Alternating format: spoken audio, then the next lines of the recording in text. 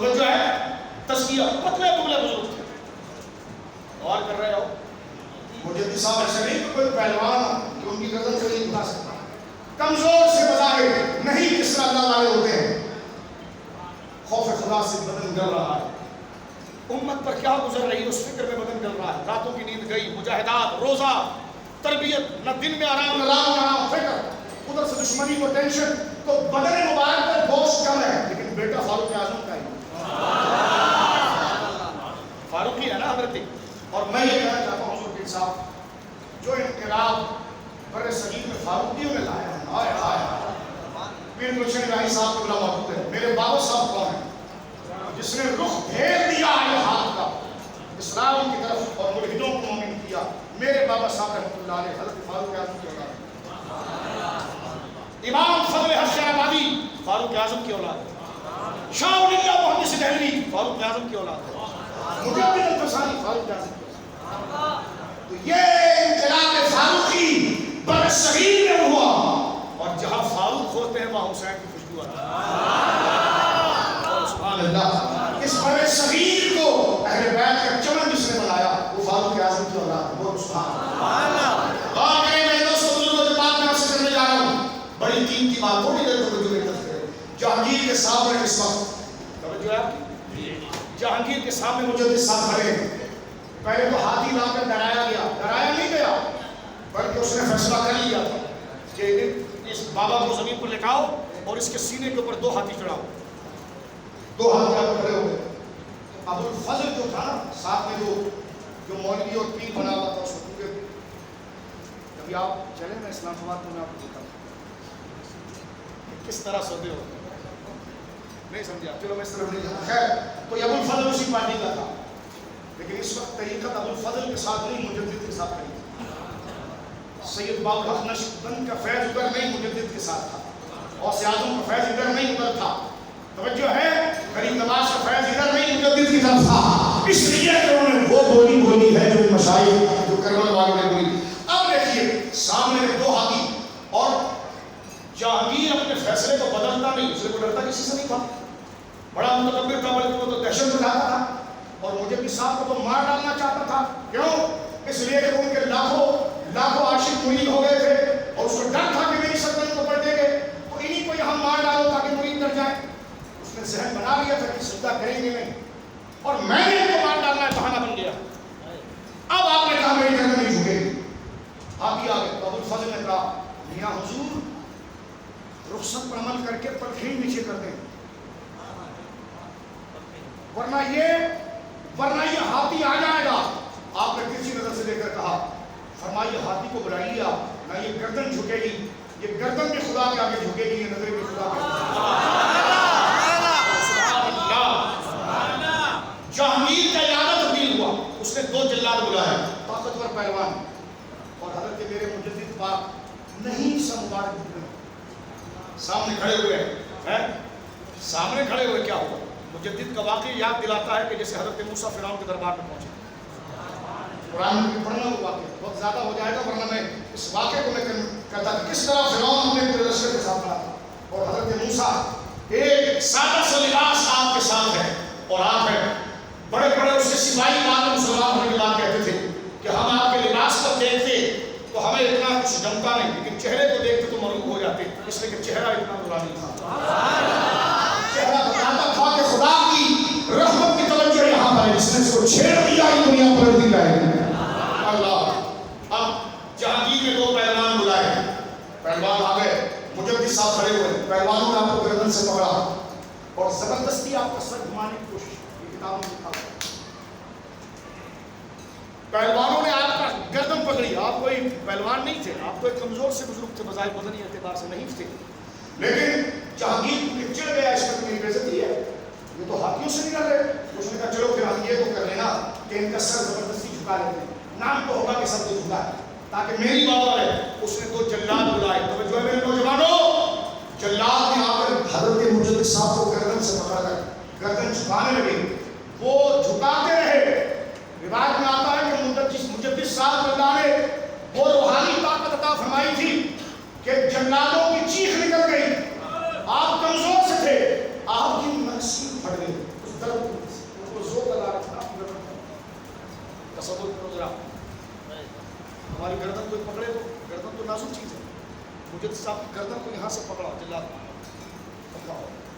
اور ایک نے سر کو پکڑا، طاقت لگائی انہوں نے پہلوانوں نے، مجھے صاحب کی گردن ایسی وہ ولایت کی طاقت، ناک کی نسچین پھٹ گئی اس درد سے، دونوں ناک کے نتھروں سے خون نکلتا رہا، جلاد تھک گئے لیکن گردن نہیں چھوٹی،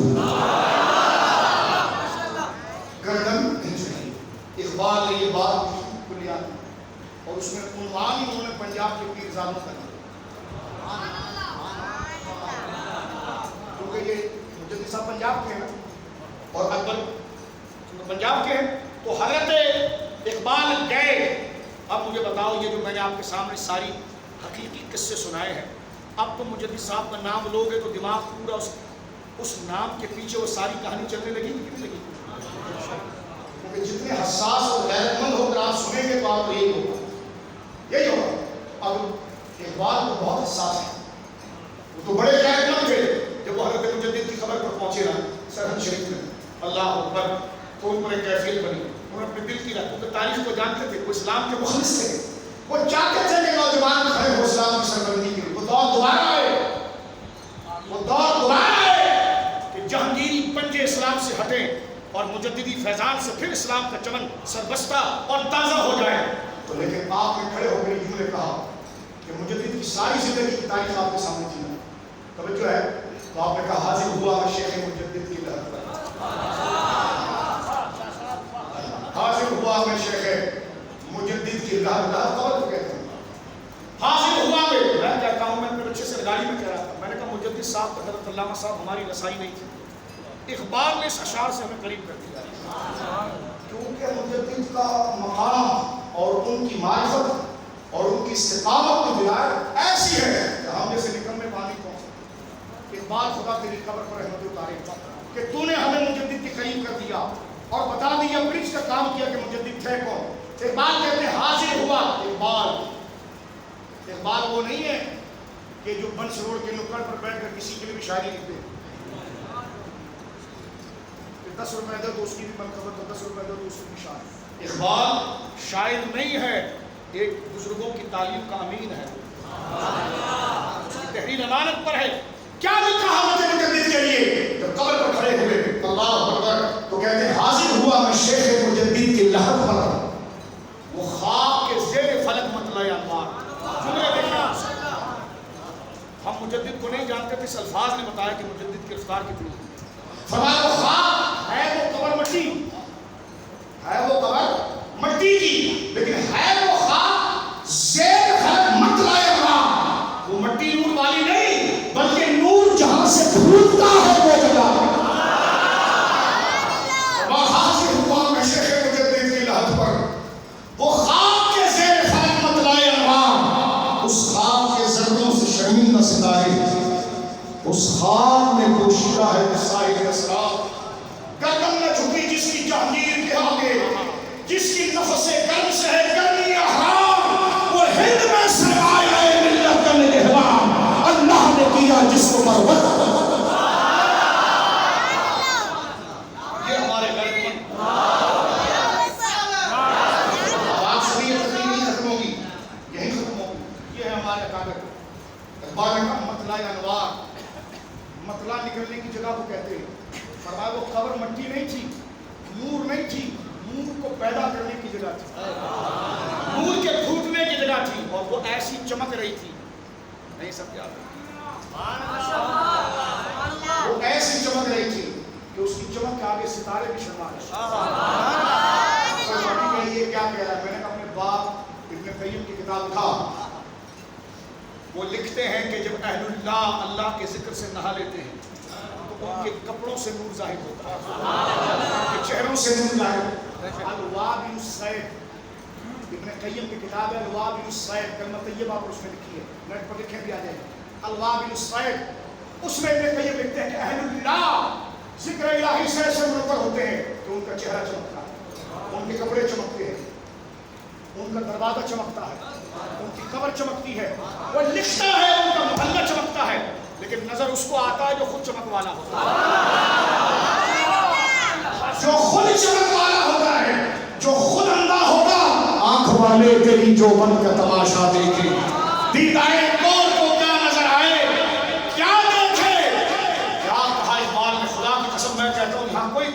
مبالغہ نہیں، حقیقت کی ترجمانی، حقیقت کی ترجمانی ہے. وہ کہتے ہیں وہ خواب حاضر ہوا میں شیخ مجدد. حاضر کون ہو رہا ہے؟ یہ نہیں کہا میں آیا تو میں حاضر ہوا. سبحان اللہ. میں سبھی کے دربار پر آیا، میں سب تیرے آنے کی کیا آیا، حاضر ہوا. بھکاری ہے، تو بھکاری ہے، تو نوکر ہے، حاضر ہو. حاضر ہوا میں. میرے دوستو ہمیں نہیں پتا ہماری زندگی کتنی ہے، لیکن قاری معین صاحب رحمۃ اللہ علیہ کے سب کے یہ جو بات ہم مجدد کی کر رہے ہیں نا، ہمیں امید ہے خدا بخش دے گا. غیرت مند آدمی صاحب شان بیان کر رہے ہیں. اور اسباب کے مبارک نام خوش ہے، کریم نواز سے خوش ہے. کریم نواز سے کیسی عقیدت کی مجدد کی غلط موضوع ہے. ان کے پاؤں مجدد صاحب جاتے تھے، اپنی چادر رکھی تو اس کو چادر کو اٹھا کر، چادر مبارک کو اٹھا کر کہتے خدا اس چادر پاک والے محدثین کے سب کے مجھے بخش دے. اللہ حضرت اقبال کہتے ہیں حاضر ہوا میں شیخ مجدد کی لحد پر. اردو بولنے والے ہو نا، تمہیں پتا ہونا چاہیے اردو میں طاقت کتنی ہے. دیکھ کیا کہا ہے، حاضر ہوا میں شیخ مجدد کی لحد پر. وہ خاک کے زیر فلک، وہ خاک زیر فلک آسمان کے نیچے. حاضر ہوا میں شیخ مجدد کی لحد پر. وہ خاک کے زیر فلک مطلع انوار، اس خاک کے ذروں سے شرمندہ ستارے. اس خاک میں پوشیدہ ہے وہ صاحب اسرار. گردن نہ جھکی جس کی جہانگیر کے آگے، جس کی نفس گرم سے ہے گرمی احرار. ہند میں تو بہت پیر تھے، لیکن ہند میں وہ سرمایہ ملت کا نگہبان. سرمایہ کہتے ہیں مال کو، ملت کہتے ہیں قوم کو. مسلمانوں کی امانت کا امین یہی مجدد تھا. ابو الفضل اور کتنے مولوی تو یہی بک گئے تھے. کس کو اشرفی اچھی نہیں لگتی تھی، کس کو گھوڑا گاڑی اچھی لگتی. مجدد بات تم اچھی کر رہے ہو، اکیلے میں ہم یہی کرتے ہیں، ظاہر میں نہیں کریں گے. اقبال نے ان کو سلام دی کہ فرمایا ہند میں وہ سرمایہ ملت، مسلمانوں کی جو ملت مسلمان سرمایہ ان کی دولت. کیا سرمایہ؟ ایمان، عشق مصطفیٰ. اقبال کہتا ہے ہند میں وہ سرمایہ ملت کا نگہبان. وہ نگہبان تھے، اللہ نے جس کو کیا برمت خبردار. اٹھو مجدد اٹھو، بچاؤ اسلام. تیرے باپ عمر کے ذریعے ہم نے اسلام کو عزت دی، آج اس کے بیٹے احمد کے صدقے اسلام کو عزت دیں. اسلام کے عمر الخطاب، عمر کے ذریعے یا اللہ اسلام کی عزت عطا فرما. اور یہ عمر کا بیٹا شیخ احمد سرحدی فاروقی مجددی مجدد ثانی رحمۃ اللہ علیہ، جن کے ذریعے اللہ نے دین کو برکت دی. میرے دوستو اب جب اس نے دیکھا کہ جلات بھی فیل ہو گئے ہیں، اور اس نے کہا ان کو جیل میں ڈالو. مجددی صاحب کو بس تکلیف، ہمارے چہرے تازہ ہو گئے. جیل میں ڈال دیا گیا مجددی صاحب کو. 1 سال 2 سال 3 سال ہوئے. یہ جیل کیا تھی؟ وہ سلسلہ نقشبندیہ اور مجددیہ کا آستانہ بن گیا. اس بیڑی پہ جتنے ہندو تھے سب مسلمان ہو گئے. یہاں جو گناہگار تھے وہ طائب ہو گئے. جماعت ہو گئی نماز کی، اللہ کا ذکر ہو رہا ہے. جہانگیر کو خبر پہنچنے لگی کہ یہ تو شیخ وہاں پہنچا تو اس نے کفرستان کو اسلام بنا دیا. لاٹھی سے نہیں، ڈنڈے سے نہیں، جو ہے جہانگیر کے آگے گردن نہیں جھکی. جہانگیر کے آگے گردن نہیں جھکی. بولو نہیں جھکی. اکبر اسلام کے خلاف نظام لا. آپ کے سر میں ایک نظام آیا. 18 سال کی عمر کے کم اگر کوئی اسلام کو قبول کرے گا تو وہ نہیں ہوگا. میں نے کہا وہ تمہارا جھنڈا اگر 18 سال سے پہلے لگا دے تو قبول ہے. تمہارے لیڈروں کو زندہ باد اور فلاں زندہ ہے فلاں زندہ ہے یہ کہہ دے تو قبول ہے. میں نے کہا شرم کرو، سن تیرے باپ کا نہیں ہے. آج کو شاہدور کی بتائی کسی ہے، یہ سن لال شہباز قلندر کا سن ہے، سچل سلمس قلندر کا سن ہے. یہ میرے آقا جن کا عرص ہے اس میں سید عبداللطیف شاہ صاحب بٹائی رحمۃ اللہ علیہ کا سن ہے. اور یہ کون ہے؟ یہ اپنے وقت کے سب مجدد ہیں. کہتے ہیں 18 سال کا بندہ اگر کوئی مسلمان ہونا چاہتا ہے وہ 18 سال کی عمر کے بعد ہو. اور میں نے کہا آپ کی جماعت میں آنا چاہتا ہے تو برت پیدا ہو جائے بس آ جائے. میں نے کہا شرم کرو، ایسے کفر کے قانون کو ہم نہیں مانتے. آپ کھاؤ، ہم مجدد کی بات کریں. ابے جب خدا اسے ہدایت دے دے، جب خدا ہدایت دے دے. دیکھو ہم جبری مسلمان بنانے کا ہم قائل ہیں. اور میرے بھائی جبری مسلمان بنا کے کیا منافق پیدا کرے؟ مسلمان تو بندہ دل سے ہوتا ہے. جب دل ہی پیر صاحب اس کا مسلمان نہ ہوا تو ظاہری کلمہ پڑھا کے کیا کریں گے؟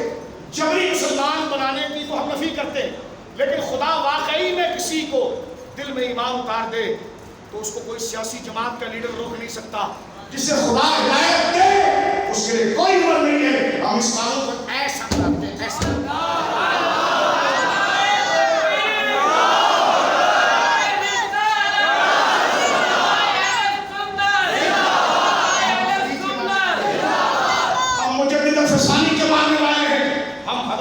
زکریا کے ماننے والے ہیں، ہم امام احمد رضا کے ماننے والے ہیں.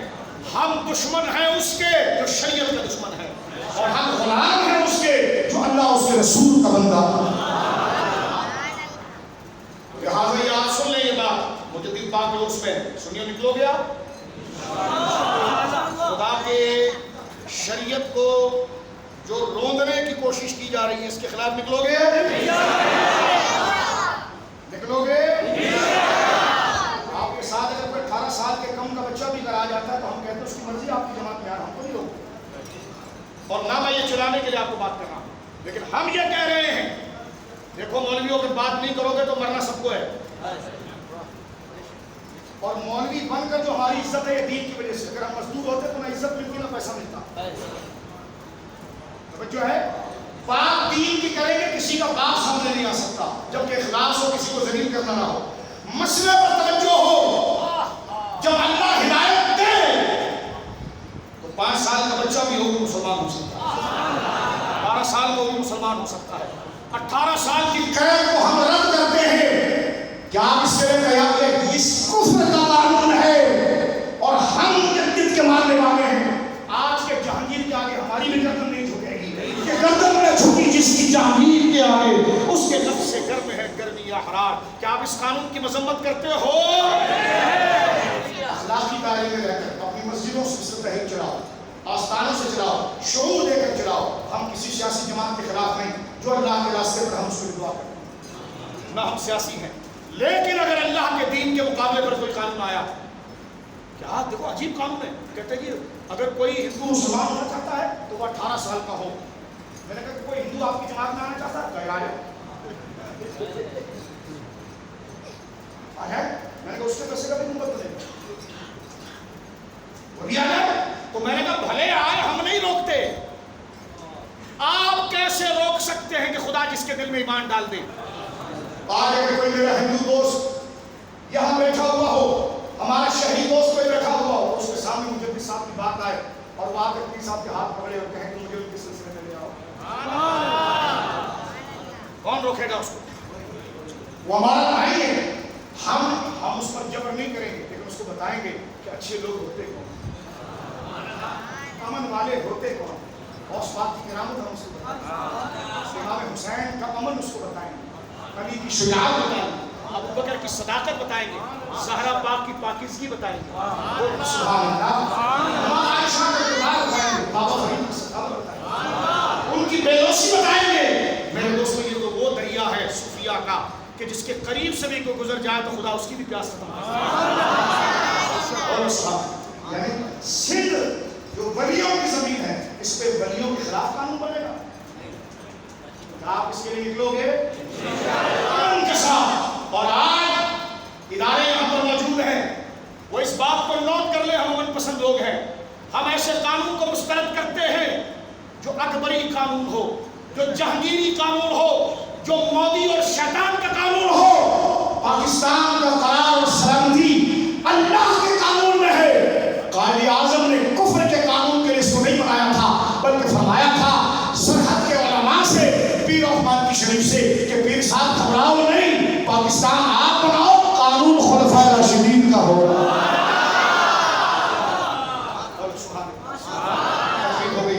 جہانگیر نے دیکھا افغانستان کے سارے وزیر آہستہ آہستہ مجدد صاحب کے مرید ہو گئے.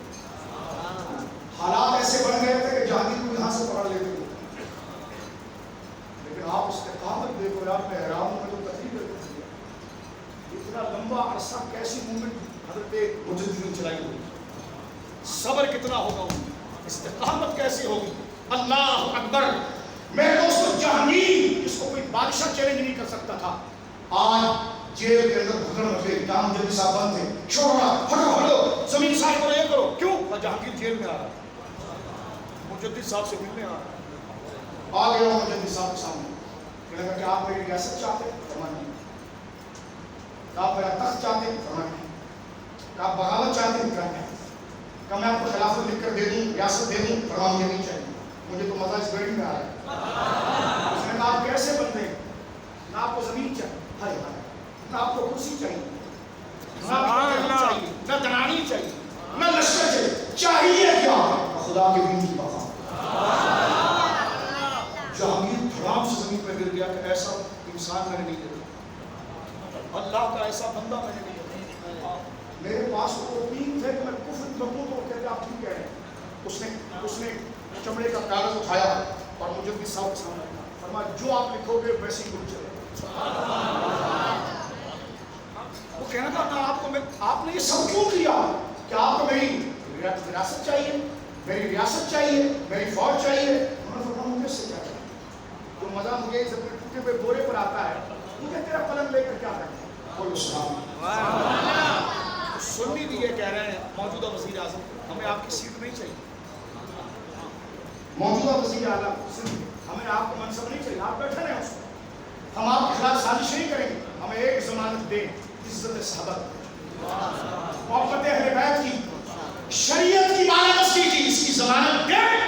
مراد علی شاہ صاحب ہم اکیلے میں آپ کے لیے دعا کریں گے، عمران خان صاحب ہم اپنے حجروں میں آپ کے لیے دعا کریں گے، لیکن اگر اس کے مقابلے پر آؤ گے نا تو پھر یہ بات ہمارے بس کی نہیں ہوگی، پھر یہ ہمارے بس کی نہیں، کیونکہ ہم سجدہ جو خدا کو کرتے ہیں نا تو اقرار کرتے ہیں کہ قل ان صلاتی و نسکی و محیای و مماتی للہ رب العالمین، کہ میری جان، میری موت، میری زندگی، میری قربانی، میری نماز سب میرے اللہ کے لیے۔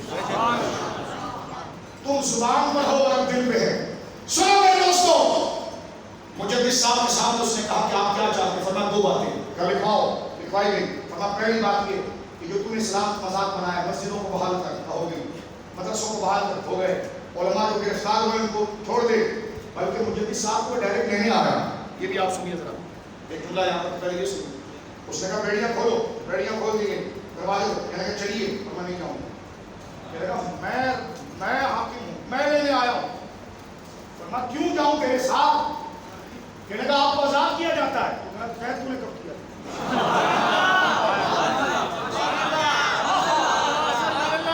آزاد کرنے پر قادر ہوتا تو آج یہاں پر نہ آتا، کیونکہ آزاد بھی وہی کر رہا ہے۔ اللہ صاحب دوبارہ یہ جملہ ذرا ادا کیجیے۔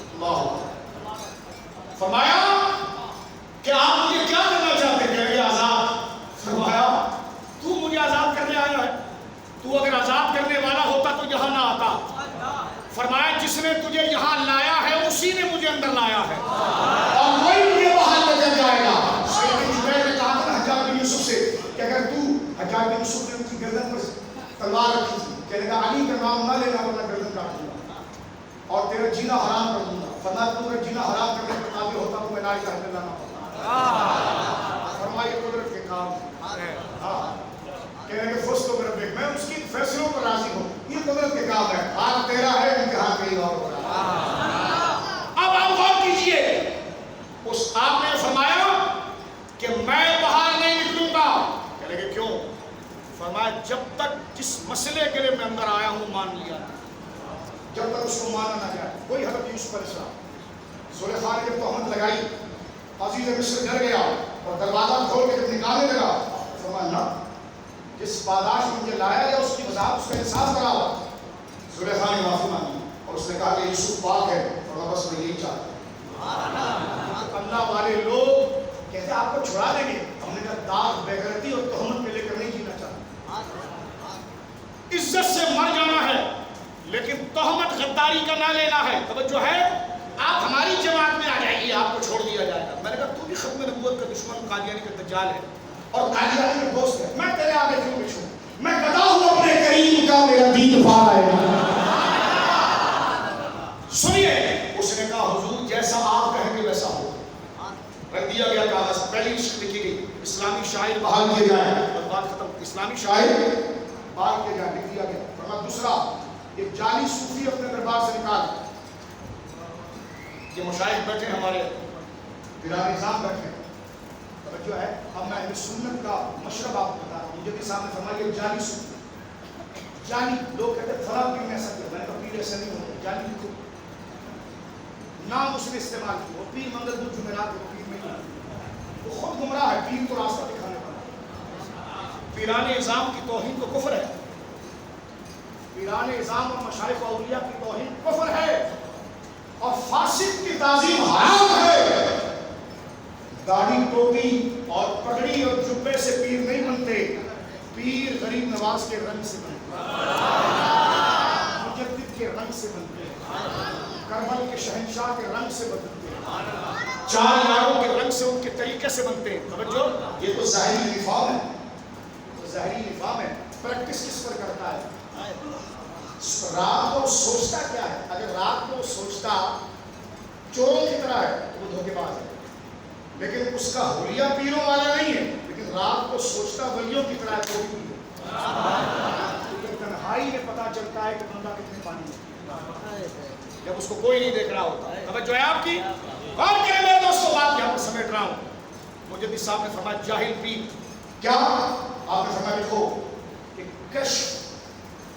کشف کو شریعت کا درجہ نہیں دیا جائے گا، اور وہ کشف جو شریعت کے مقابلے پر ہو وہ حرام ہے. اس نے لکھا، توجہ ہے، فرمایا شریعت کا فیصلہ، شریعت کا فیصلہ شریعت کے قانون پر ہوگا. کسی پیر کو یہ اجازت نہیں کہ شرعی حدود میں مداخلت کرے، کیونکہ پیر وہ جب ہے جب وہ قانون کو مانے. وہ کشف کی میرا کشف ہوا، وہ کشف جو قرآن کے مقابلے میں آیا وہ شیطان کی طرف سے، اللہ کی طرف سے نہیں. بس میں آپ کو بات بتاؤں، ناراض نہیں، میں بات بتاتا ہوں. میں کراچی میں سب کے ساتھ بولا، میں جگہ رہتا تھا تو میرے اتفاقاً کراچی میں میرے گھر کی بلڈنگ کے ساتھ خالی پلاٹ تھا علامہ صاحب، اس میں تھانہ بادرآباد کا تھا، وہ جاتا ہی نہیں تھا. بادرآباد کے پولیس اسٹیشن بن گیا، ہم بھی پلیٹ 10 سال رہے تو ہر ایس ایچ او سے دوستی، ہر ایک سے دوستی. وہ جو سنتری باہر بیٹھتے تھے وہ پیار کرتے تھے، محبت کرتے تھے. مولانا آ گئے کیونکہ پڑوسی تھے، ہم بھی ان سے شفقت محبت جو جائز کرنی ہوتی ہے جو پڑوسی تھے وہ کرتے. کبھی یہ نہیں کہ ان کے ساتھ تعلق نہیں. لیکن ایک دن ایسا ہوا کہ میں نے شاید نماز پڑھا کر آیا، بلکہ یعنی شریف کا جلسہ تھا وہ کہہ کر آیا. اس میں ذرا آپ کو آپ کی بشاشت کے مسئلہ بتا رہا ہوں کہ کس صوفی کو روکایا. تو میں نے دیکھا ایسے صاحب باہر پھر میں بڑے پریشان ان کے ساتھ. مجھے دیکھا بڑے کہنے کا شاہ صاحب اچھا ہوا آپ آ. میں نے کہا تم پریشان ہے، کہنے کا یار جو پردھان چوکی دار کو پکڑ کے آیا اور اس نے چوری کی. یہ کوئی ذات پر نہ لے جائے، کوئی ذات پر نہ لے جائے، یہ مسئلہ اس طرح. وہ بیچارہ بے قصور تھا، مشہور بیچارہ بے قصور تھا. کہنے لگا اس نے چوری کی. میں نے کہا لے جاؤ گے. جب گئے اس کے پاس بیٹھے میں مشہور سے بات کی خیریت انہوں نے لگا کہ میں تو غریب آدمی ہوں، میں کیا کروں گا چوری کر کے، میں تو بوڑھا ہو گیا یہاں پر. میں نے سچوں کو پوچھا یار تمہارے پاس دلیل کیا ہے؟ اس کا نام یاد نہیں کیا ہے. اس نے کہا یار یہ جو مدعی ہے اس کے پیر نے کہا یہ چور ہے.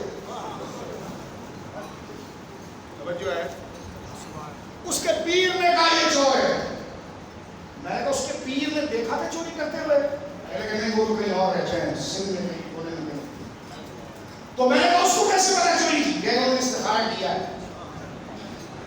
میں نے کہا بڑھیا، میں نے تصویر نکالی اس سے. میں نے کہا اصل صاحب میں نے استخارہ کیا، پیر صاحب کو چور ہے.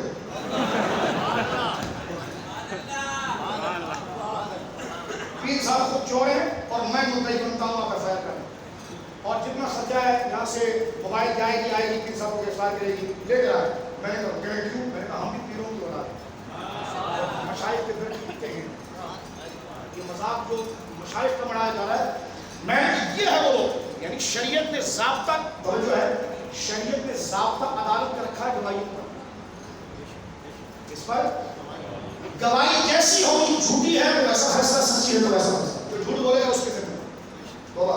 اور جھوٹی گواہی جو ہے وہ شرک کے برابر ہے، کیونکہ ظاہر شہادت کسی کے باطن پر فتویٰ نہیں دیا جا سکتا کہ یہ چور ہے کہ نہیں. گواہ اگر آ جائیں، گواہ اس کے موافق ہو یا مخالف ہو، ظاہر کو دیکھ کر مشاہد بیٹھے ہمارے اسلام، ظاہر جیسے ہوگا اس کو دیکھ کر عدالت فیصلہ کرے گی. یہ بات بالکل ٹھیک ہے کہ قانون ایک پتلا بنایا جاتا ہے، اس کے ہاتھ کو پٹی باندھی جاتی ہے، بالکل ٹھیک بات. تو اس کے سامنے جیسے ایویڈنس ہوں گے، لیکن ساتھ مثال جیسے بدل ایک نیشنلٹی کے لیے بدل میں نے کہا بیٹا قبروں میں تو تیری ٹانگیں ہیں، جس عمر میں صاحب کے ساتھ آپ ہیں نا اس عمر میں تو بادام بھی کڑوا لگتا ہے. تو اس وقت کھاتے آپ جب آپ نئے نئے وکیل بنے تھے. آپ نے آسیہ کو چھوڑ کر کچھ بھی کر لو تو یہ زخم ہمارے دل سے نہیں جاتا. ہم اسے اس فیصلے کو نہیں مانتے، نہیں مانتے، نہیں مانتے، نہیں مانتے، نہیں مانتے.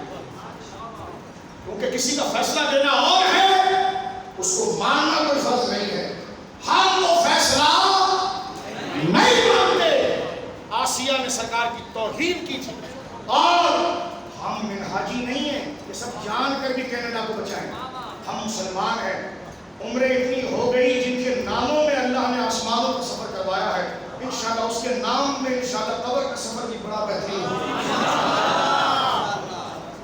سنیے میرے دوستو، تو لہذا ظاہر پر فتویٰ دینے کے باطن پر فتویٰ دینے کے صرف نبی پاک کرتا. سرکار کے سامنے چور لایا گیا. سرکار کے سامنے توجہ ہے بھائی، چور لایا گیا، اس نے چوری کی. حضرت ابوبکر نے کہا یا رسول اللہ اس نے چوری کی. حضور نے فرمایا اسی گردن مارو، قتل کرو اس کو. سرکار تو حاکم تھے. ابوبکر صدیق کہنے کہ یا رسول اللہ چوری کے تو ہاتھ کرتے ہیں. فرمایا ہاتھ کر دو. پہلے فرمایا سر کاٹو. پھر دوبارہ جب میں نے کہا ہاتھ کاٹو تو ہاتھ کاٹو، ہاتھ کاٹ دیا گیا. اس نے پھر چوری کی، دوسرا ہاتھ کاٹا. چوری کی کام میں آدھی چور تھا. تاجیرن حضرت سرکار مزار مقدسہ میں تشریف لے گئے. حضرت ابوبکر کے دور خلافت تھا. اب کہا گیا آپ کے سامنے پیپر آیا کہ ایک ایسا چور ہے جو عادی ہے، ٹانگ بھی نہیں، ہاتھ بھی نہیں، پھر بھی چوری کرتا ہے، منہ میں پیسے چھپا لیتا ہے. ہمارے لاؤ تاجیرن اس کو قتل نہیں کیا جائے. سامنے لایا تو آپ دیکھ رہے